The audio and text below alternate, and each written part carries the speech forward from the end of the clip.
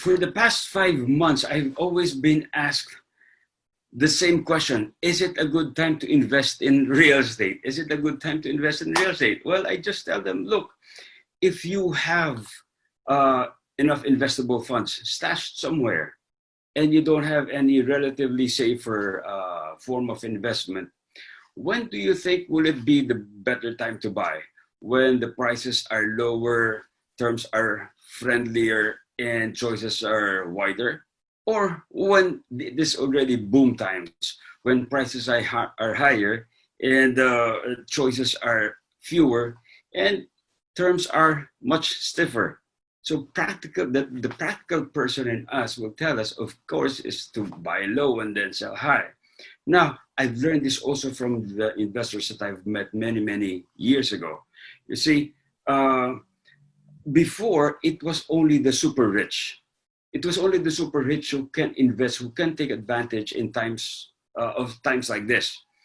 When they see blood on the street, that's the time that they invest. However, the good thing that's happening now is that because of the pre-selling schemes of a lot of developers, even the small investors, even the first-time buyers, even our OFWs can now lock in to their dream homes at the current low prices, avail of amazing discounts and longer payment terms with small monthly amortizations. Usually this will be about 3 to 5 years.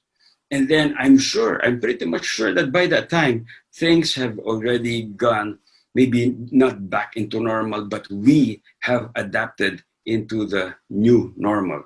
Because personally, I don't think things will go back into the old normal. This 5 months that has locked us down have developed certain behaviors with the people. The way we appreciate the environment, the way we become more health conscious, our change in priorities, our change in lifestyle, the way we choose properties, the way we do business.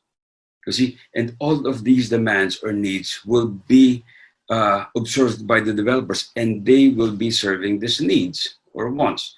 And you see, if in the old normal, we were just doing mostly personal touch and then enhanced by technology, right now, for the past 5 months, we had no choice but to really depend mostly on technology.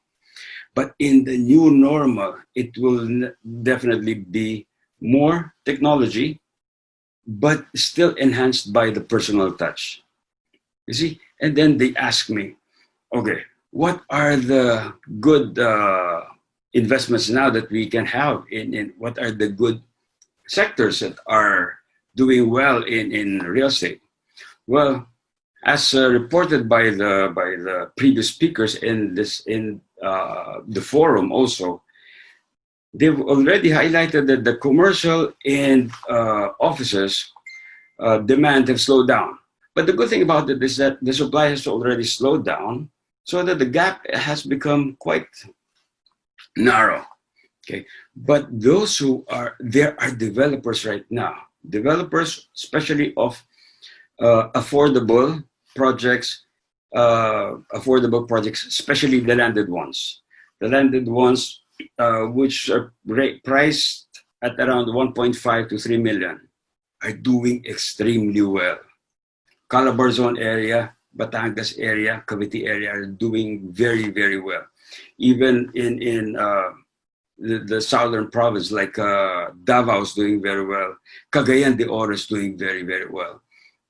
You ask the developers there, one of the top developers there, they have even hit all-time highs.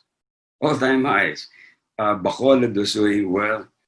As long as these developers were prepared to do online transactions. So those who were positioned before are already harvesting what they planted before. Now, how did it affect our business as Havitas? You see, the model of Havitas is we manage, we serve property. So we help people who want to go into project development. There are property owners who would like to go into development. And there are also foreign investors who would like to play in the Philippines and develop in the country.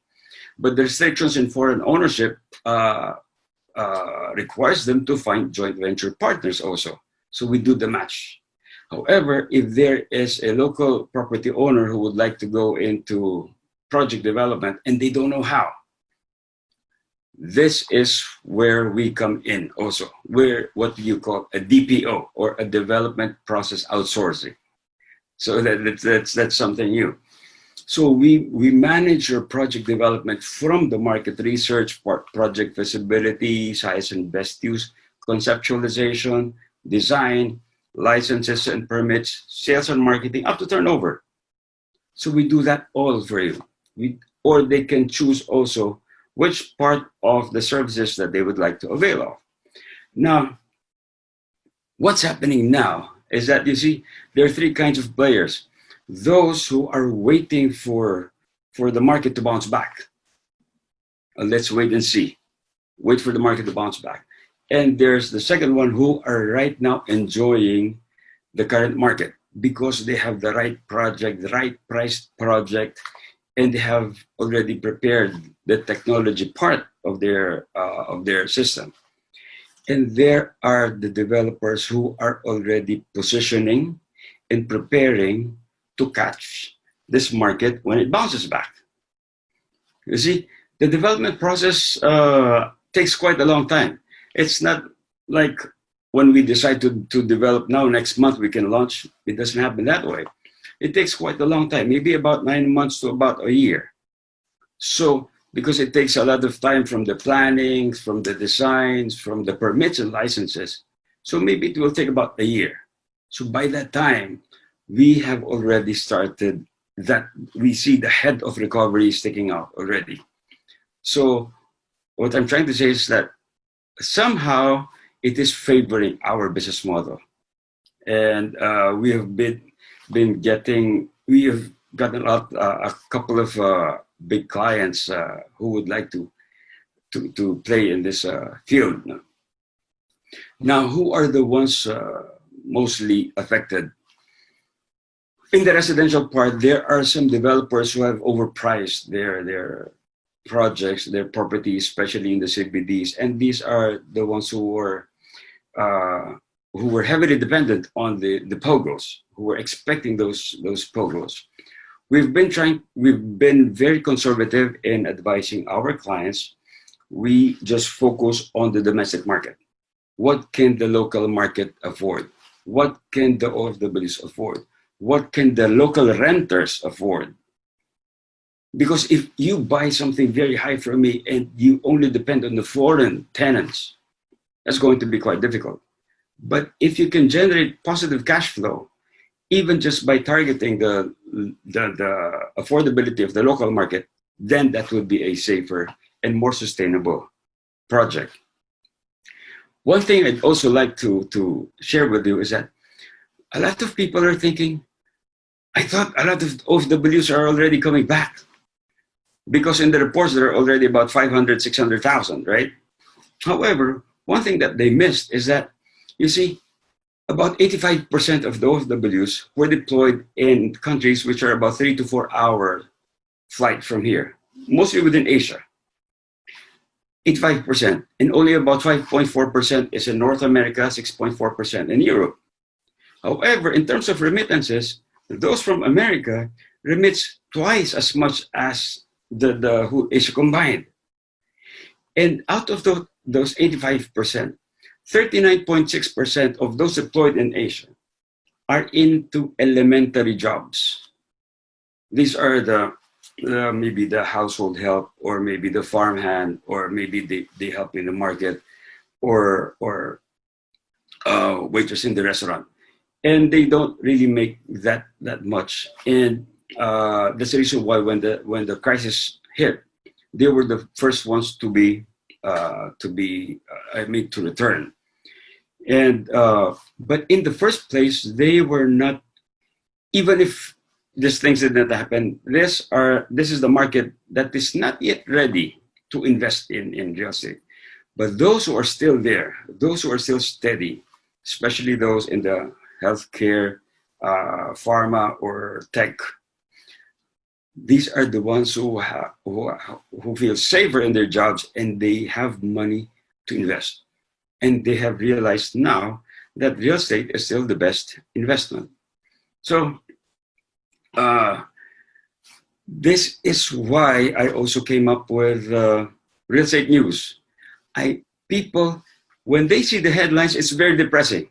That's also the reason why I came up with this news curator or aggregator, if you may call it, because I want to bring in the good news of opportunities in the Philippines, both to the market and to the practitioners themselves, so that they can share this good news to our fellow men.